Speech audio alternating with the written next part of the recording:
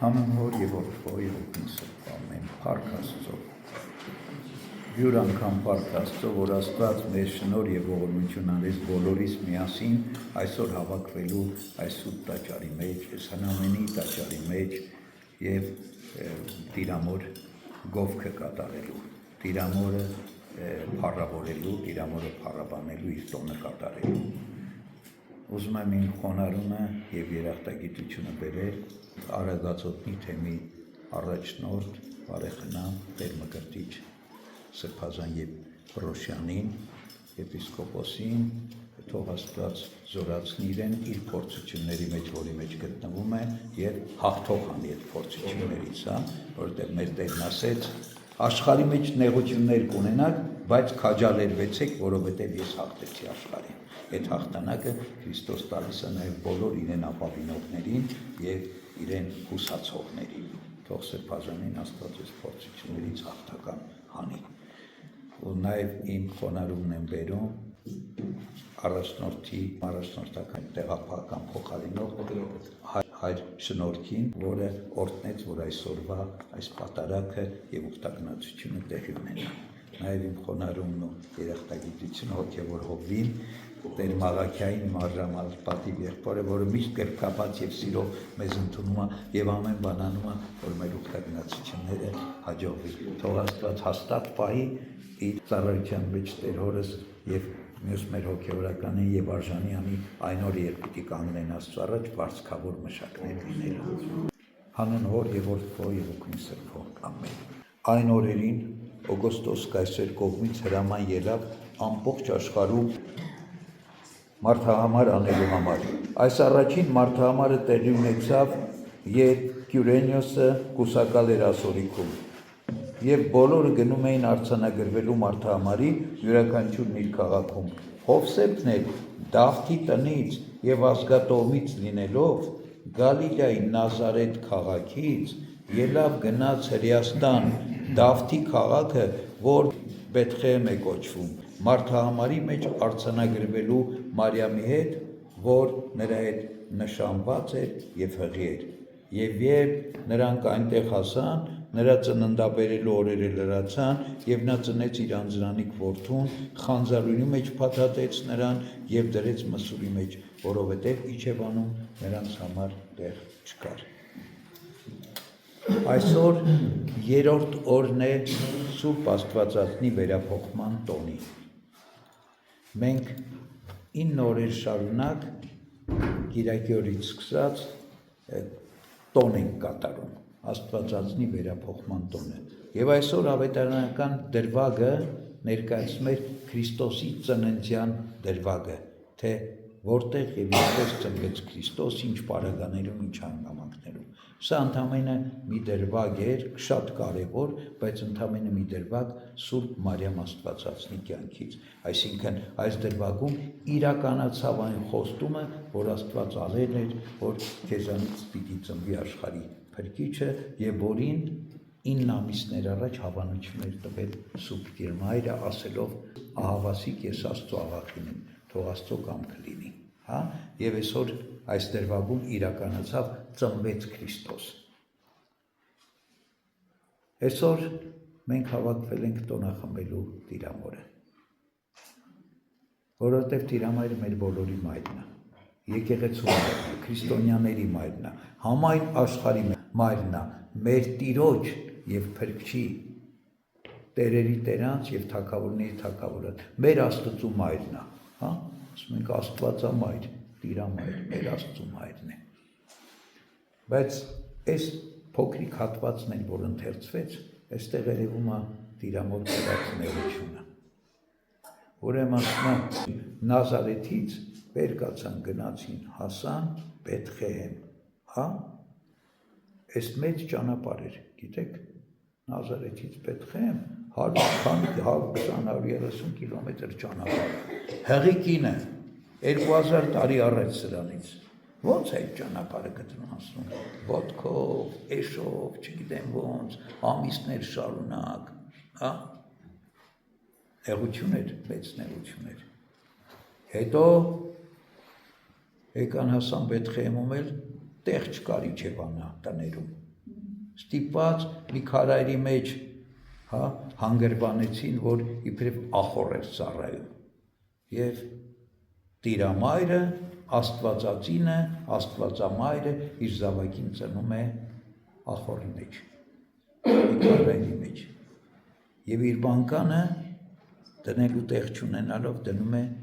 անասունների մսուրի մեջ։ Նեղություն էր, չարչարանք էր։ Եվ այս ընդամենը այս մի դրվագը,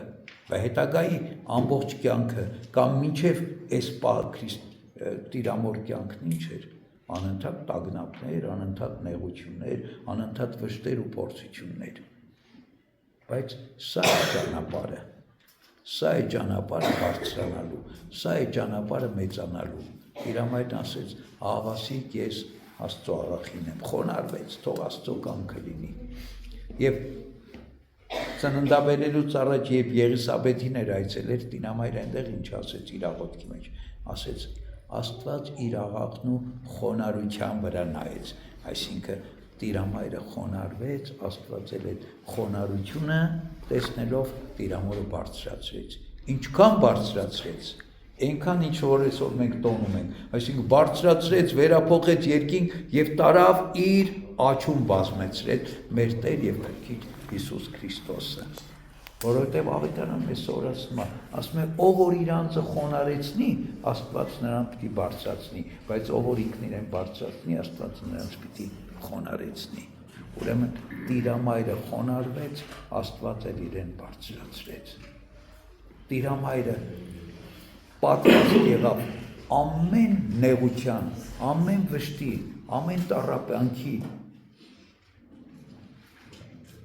հանուն Աստծո կամքի, հանուն Աստծո սիրո, հանուն Աստծո հանդեպ ունեցած իր հավատքի եւ այդ ամեն ինչը, ինչով վարձատրվեց կամ ինչով պարգևատրվեց Տիրամոր վերափոխումով։ Տիրամայրը վերափոխվեց եւ Աստծո արքայության մեջ բարձրացավ, եկեղեցու հայրերն ասում են, սերով բեներից ու քերով բեներից ավելի բարձր եւ իր որդու աչում բացվեց։ Տիրամայրը փառավորվեց նաև մեզանում, մեր մեջ, նայեք, 4-րդ դարում մեր հայրերը եկեղեցի են կառուցել, մեր պապերը եկեղեցի են կառուցել, ինչ են կոչել, Սուրբ Տիրամոր անունով։ Եվ այսօր գնացեք, Հայաստան մեջ եկեղեցիների կեսը երևի գրեթե կեսը կամ կեսից ավելին Տիրամոր անունն է գրում։ Ինչի, որովհետև Տիրամայրը շատ բարձր է, շատ մեծ է մեզ համար։ Եվ ինչ է անում, իր որդու աչում բացված անընդհատ բարեխոսում է մեզ համար, ողջ աշխարհի համար, ողջ մարդկության համար, բոլոր իրեն ապավինողների համար։ Իրեք, հրմի հատ նայենք էլի, այսօրվա պայմաններում նույնիսկ բավականին բարդ է, այսպիսի և սրա նման եկեղեցիներ կառուցելը։ Բա 4-րդ դարը հələ պատկերացնում եք ինչ։ Ոչ բետոն կար, ոչ արմատուրա կար, ոչ կռան կար, ոչ մի տեխնիկա չկար, բան չկար, մարդիկ ոնց են կառուցել։ Այս և սրանից ավելի մեծամեծ տաճարներ։ Ոնց են այն ահռելի քարերը, որ ամեն միսյունը մի քարից է, տարել հասցրել տեղերի են բարձրունքը։ Ոնց են տարել, հավատքով են տարել։ Տիրամորն ենք հիշում։ Ես մտածում եմ, մենք Տիրամոր կյանքի բոլոր դրվագները չգիտենք, որտեղ ավետարանը և եկեղեցու ավանդությունը մեզ ամեն ինչ չի հայտնում։ Հայտնում է այնքան, ինչքան որ Աստված հարմար է գտել հայտնել։ Բայց ես կարծում եմ, որ Տիրամորից ավելի մեծ վշտեր ու նեղություններ կրած մարդ աշխարհի մեջ չի եղել։ Որովհետև եթե ավելի մեծ վշտեր ու նեղություններ կրած մեկը լիներ, իրեն Աստված կբարձրացներ, իրեն կվերափոխեր և իր աչում կբազմացներ, այսինքն Տիրամայրը ամենից մեծ վշտեր, բա ոնց դիմացավ այդ ամեն ինչին, ոնց էր դիմանում, խաչի առաջ կանգնած իր որդին խաչի վրա տանջվում էր, տառապում էր, հոգին էր ավանդում, ոնց էր դիմանում այդ ամեն ինչին Տիրամայրը։ Գիտեք ոնց էր դիմանում, Աստված էր իր հետ։ Հիշեցի հիմա մի այդպես գեղեցիկ պատմություն, ասում են մի կին պատերազմի դաշտում 11 որդի է կորցնում, պատկերացրեք այդ կնոջ տառապանքը, անհնար է պատկերացնել, այդ կինը տառապում էր, տանջվում էր և ինչ է ասում աղոթքի մեջ, ասում է Տեր Աստված, իջիր, որ ինձ կարողանաս մխիթարել, և Աստված կնոջ աղոթքը լսելով իջնում է և այդ կնոջը մխիթարում է, և այդ կինը ինչ է ասում է ցավս հազարապատկիր, բայց ինձանից մի հեռացիր, որտև եթե Աստված մեզ հետ է, մենք հազարապատիկն ու բյուրապատիկը կարող ենք տանել, Աստված Տիրամոր հետ էր, դրա համար էլ Տիրամայրը կարողացավ այդ բոլորի միջով անցնել և Տիրամայրը նաև օրինակ է մեզ համար, ոչ միայն բարեխոս է, ոչ միայն մեզ համար աղոթող է, քաջալերող է, այլ նաև օրինակ է մեզ համար, եթե Աստված մեզ հետ լինի, ով կարա մեր դեմ լինի, եթե Աստված մեզ հետ լինի, մենք ինչից կարանք վախենանք, տկարանանք, թուլանանք, ոչինչից, որովհետև Աստված է մեզ հետ, թող սուրբ Տիրամոր բարեխոսությունը Հայաստան աշխարհի, հայ ժողովրդի, ողջ աշխարհի, ողջ մարդկության հետ լինի, թող Տիրամայրն իր աղոթքներով մեր կյանքի բոլոր օրերում ուղեկցի մեզ մինչև տանի հասցնի իր բարեխոսությամբ իր մոտ լինելու երկնքի առաքինչով լինելու, Աստծո շնորհը, սերը, խաղաղությունը թող ամենքիս հետ լինի, ամեն